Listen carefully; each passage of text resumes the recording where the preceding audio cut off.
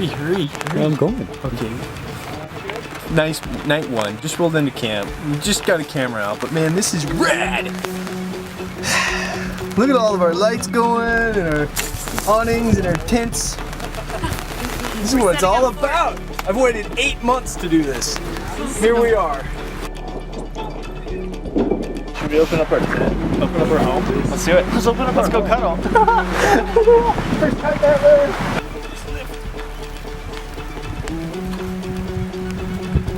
And then we get electrocuted.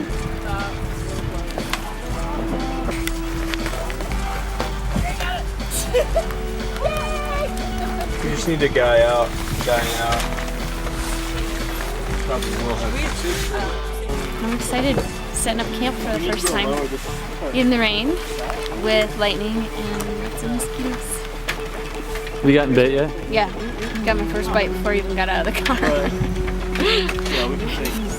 We're so excited. Snuggle buddies. I get to be a little spoon. Dibs on big spoon. Established. He's big Yeah. spoon. We're gonna keep each other warm. It's gonna be good. It was a good day.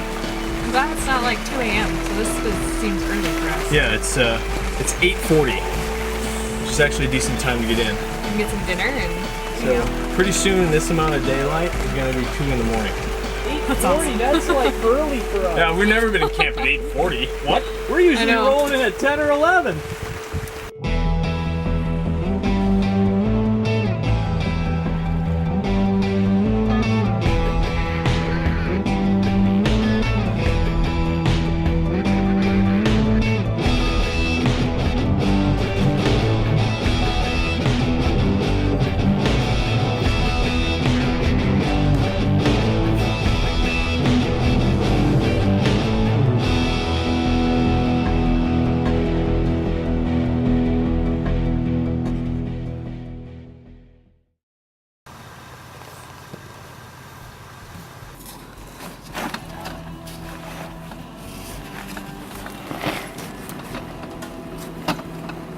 Two years ago, we had been in the same campground on our epic winter trip into British Columbia.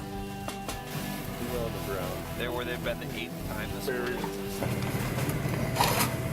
I was constipated all last night. You stayed up because you were constipated? Dude, my stomach hurt so bad. I was like, A, I'm constipated beyond belief, or 2, I have appendicitis. A and 2? A and 2 is a result of getting in at 2 a.m. The winter had been harsh that year. Just as we pushed into the wilds of BC, a strong winter system set in, dumping snow continuously throughout our trip. The roads became deep with snow. Fuel mileage plummeted, and the effort to make our miles and keep moving forward became an all-out assault on the road from the team. That's why you're out here, is to step into the unknown, right? So, the unknown's gonna happen. How do you deal with it? The challenges of the road soon took its first toll.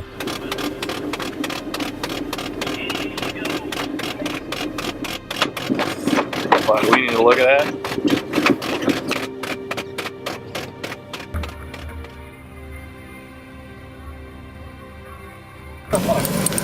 Oh, I was afraid of that. How long were you throwing that thing? That thing is like beat. That sucks. Yeah. Clay, how you doing? I'm not doing very good. That really ticks me off.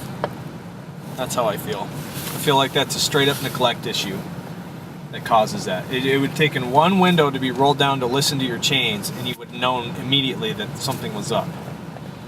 So, it's just careless. It's being careless. I know we're in a hurry, but we break our machines, it costs us tons of money, and now it's going to set us back in before our next trip. So, frustrated. That shouldn't happen. But it is adventuring, and things like that do happen. So we'll roll on. Okay, so we're right here.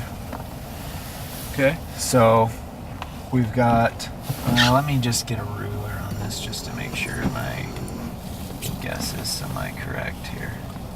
Yeah, 27 miles that way to highway. We needed to keep moving. Our heads had to be in the game if we were to get out before we couldn't move at all. Being snowed in was a real possibility. 100 miles into the backcountry roads, conditions reached their worst. Shut your truck off for a sec. This just got serious fast. Throw down tracks again. No, we don't think the road has been plowed at all up here. It's got really deep. We need to look at alternate routes before we move any further. Yep. I'm not sure if there is alternate routes other than backwards. Backwards, we don't have fuel for. Yeah, exactly. We're not really following those tracks anymore. That So we're at 586,776. We have 2 miles. It's, well, estimated at 2 miles to get to this main road that we've been working to get at. It's not a But- main road, it's just a hopefully more plowed road. It's a more plowed road. Hopefully, at this point in time. I still say that the best course of action is to push forward. Alright, we got a dip and then a climb. Stay on the road. It's gonna go. It's a bridge. It's a bridge. I don't want to go off of that. No.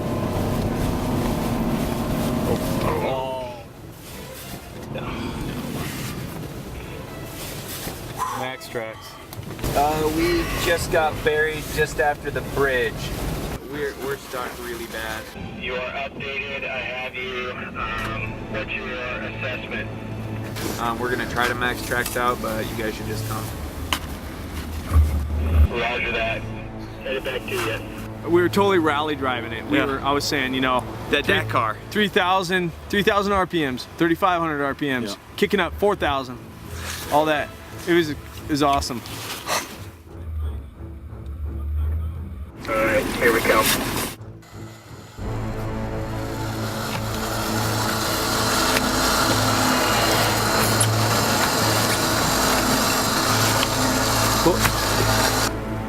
That combination right there will get you out of anything.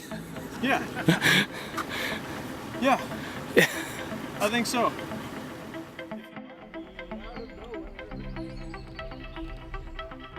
Now, 2 years later, waking up at that very same camp spot, we made our final preparations to move into Canada and on our way to the Alcan Highway.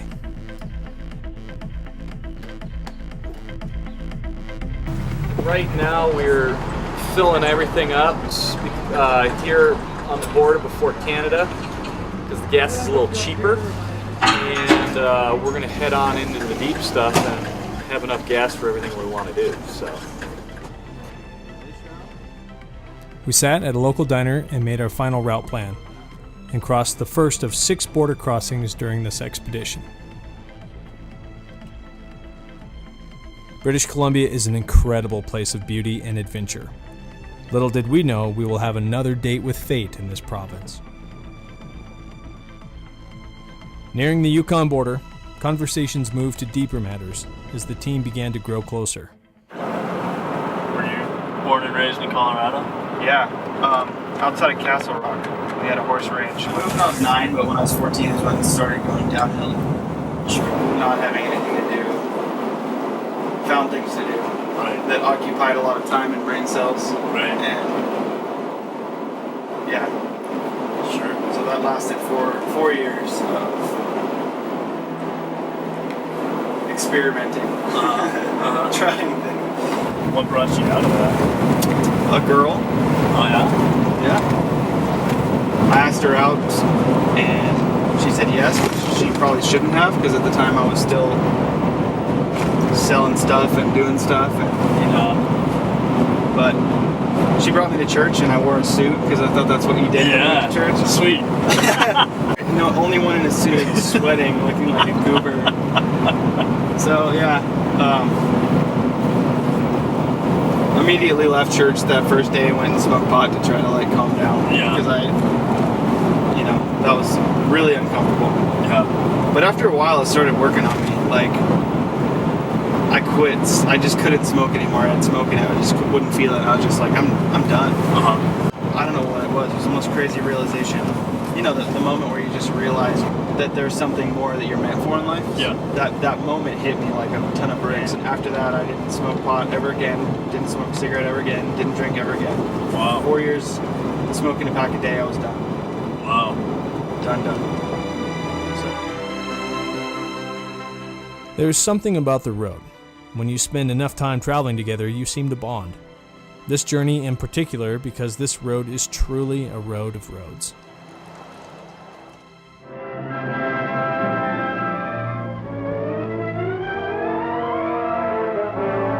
Most people, if they thought of Alaska at all, thought of it as a cold, rugged wasteland, of little value except for its gold, fur, and fisheries. Now, suddenly, it seemed to have considerable additional value, both to us and to the Japanese. And its strategic position was not comforting. The great Japanese air and naval base at Paramushiro was only 750 miles from Attu. Attu was only 1,200 miles from the mainland of Alaska. There was no overland connection across the wilderness of northwestern Canada. The Canadian government had already carved out a series of 5 airports between Edmonton, Alberta, and Whitehorse, Yukon territory. And there were other fields in Alaska between the Yukon border and Fairbanks. With Canada's consent, the United States War Department decided to build a military highway from Rails End at Dawson Creek, British Columbia, to Fairbanks, Alaska, to link up and supply these airfields and to provide emergency access to Alaska for troops and materiel.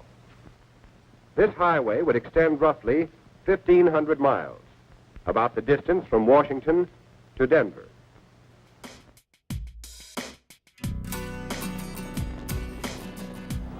We finally reached the start of the Yukon Highway in Dawson Creek, British Columbia. Showing how to put the gas in. I think so. Teaching Clay some lessons. We're going inside to meet the first guy to reach the North Pole building, or the northern side of the highway that goes all the way up to Prudhoe Bay, I think. His name's Deb. Now what's going on? Well, I heard you were the man to meet. I am. How you doing? Deb Clay Croft. Who? Clay. Clay? Nice to meet you. Great to meet you. What were they building the roads for? The road was built basically because the Japs and them had submarines, and the Germans come over on the Aleutian Islands and along the coast. So they built an inland road, otherwise they could, their ships, just by shipping, all they had to have to do is keep sinking their oil ships or whatever. They couldn't know how to do it. And that's why they built the last highway. Money was no object. All the contractors had a cost-plus job. Wow. Man, it went. Every little ways, they built an airstrip so that they had access to fuel and everything else to get done. So they would resupply with those airstrips. And they were scared to death of bears. And man, oh man, if they heard about a bear anywhere, there'd be 10 or 13 together. And you couldn't get them out of that camp. They were just scared to death of bears. And them trucks they sent, a lot of them didn't even have heaters in them when winter hit. And them guys in there damn near froze to death. No, boy, the Americans really done. You never know who you will run into on these journeys. Sometimes the people you meet are true gems of history. The locals helped us plan our campsite for the night. An old airstrip up the way would work nicely. I know you can only see it from here. We're going up here? We're going up somewhere this way. Oh yeah. That's a good one. Yes, legend. Yeah, it's hungry. 2 hours later, we found ourselves pillaging down an old runway, soon to come in contact with our only known enemy of the trip. I'm thinking this is like mosquito nightmare right here. We need to run away. Look at that. I have never, and I have been in a lot of Yukon territory, and I haven't seen it like this in a while. We cannot be by water. I feel like the ground is back the way we came. There were spots on the left side. All right, we're camped. there? At the end of this abandoned airstrip. We could have either gone to higher ground or move away from water, but it's been raining so much. Where'd that go? It's been raining so much that we're gonna find them everywhere. So oh my gosh. We're just gonna make camp. I'm getting covered in it. look at this. I just inhaled one. Nice. God. There are so many mosquitoes. You will not win. I'm caught. That's good. I want in. Now's the time to get in the mental state of you can't beat them. Do it, babe. You just have to. You can't join them. You just have to accept them.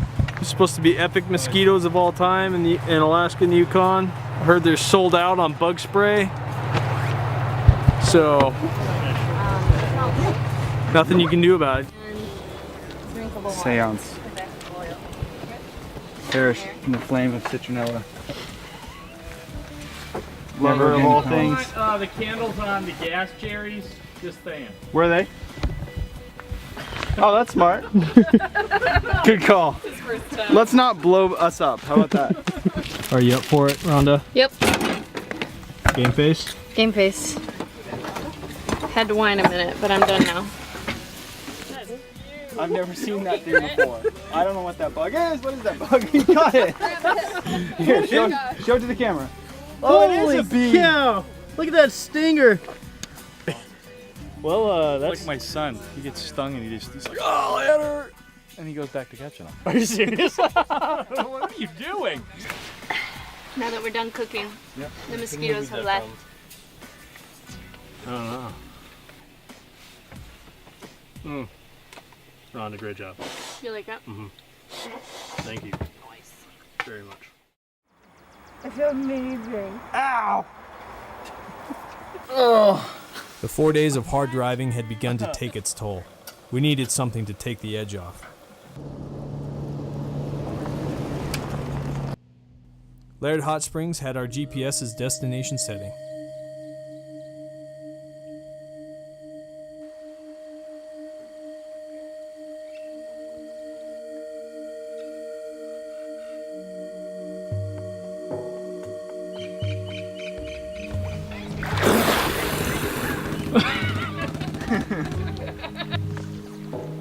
Sometimes road weariness gets the best of us all. Grow up.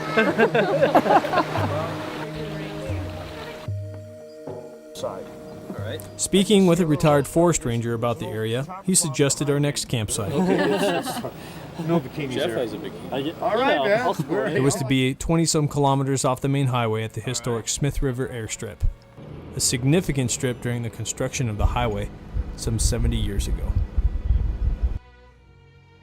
All right, as we're traveling in here, I have counted 9, and I think we just passed the 10th very fresh, very recent pile of bear scat.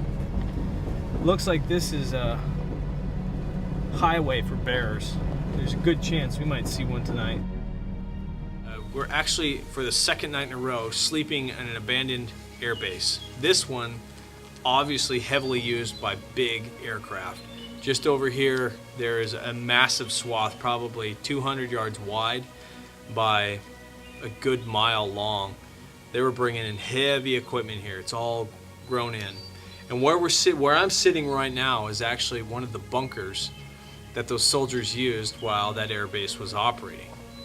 And to me, this is fascinating. I love this stuff. To know that someone used to walk in here, that commands and generals were giving orders and people were following them out, missing their loved ones at home. It was all happening right here. And now the winters have pretty much taken this building since 1945. And this is what's left of it. But what a cool piece of history.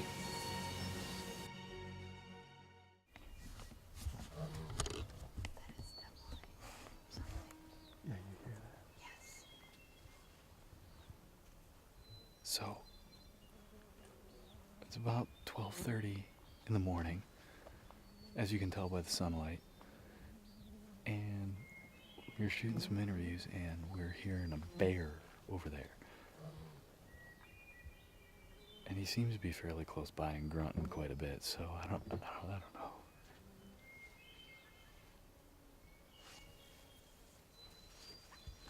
We might have to post a man.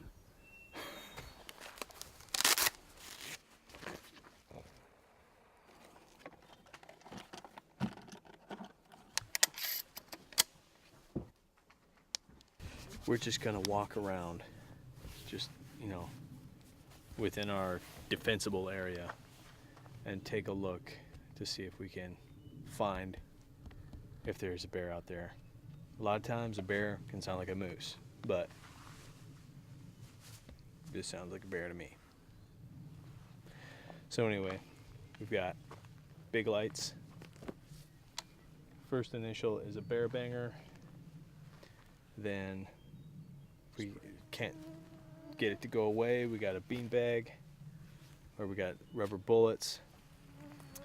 And beyond that, it's retreating back here, possibly getting in vehicles or having to use more lethal force if necessary. But we're hoping to shoo the bear versus make him mad. So we'll see. We just need to do a quick check around here, make sure that we're safe in this area, and shoo him off if we can, without doing something stupid. Stupid? Stupid.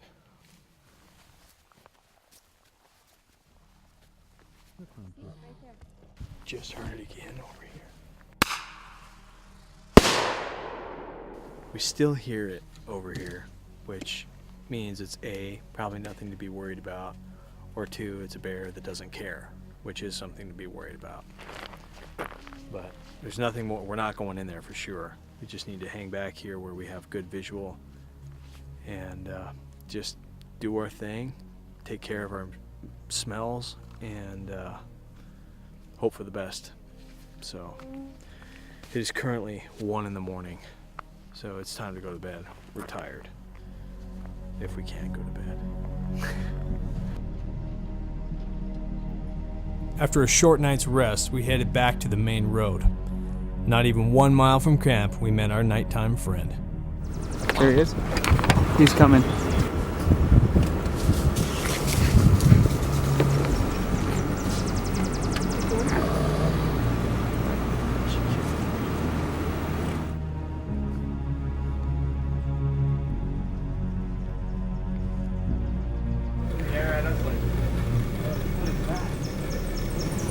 He's just moseying down the road.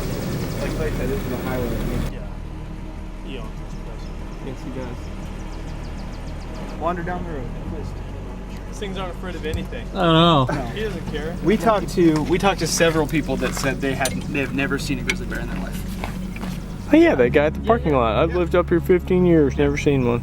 Lived here, never seen Wait, one. he said since 86. Is he still out? He said he's been here since 86. What luck. Is he still out? No, he went back in the He woods. just kept walking. I've never seen one before.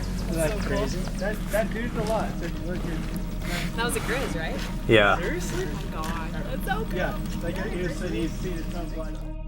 It was awesome seeing that grizzly. Seeing an animal like that sets in stone that you are in the wild. I can say that at this point, we are all settled into the trip, mentally ready for the next 6 weeks of exploration and travel. What's ahead, the road only knows.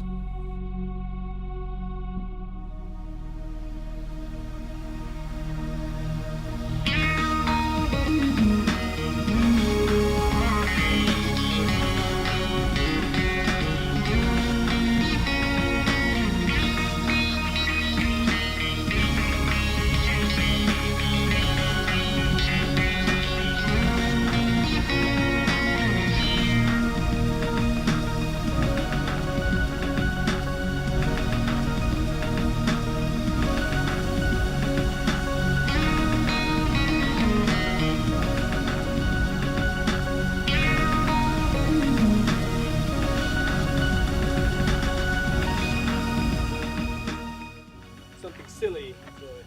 And go! Oh, spine! Ooh, that feels so good. Oh, my back! Oh, dude, man. Compressed. What happened? That was silly. I jumped. Man, shot. Usable. The old man got hurt.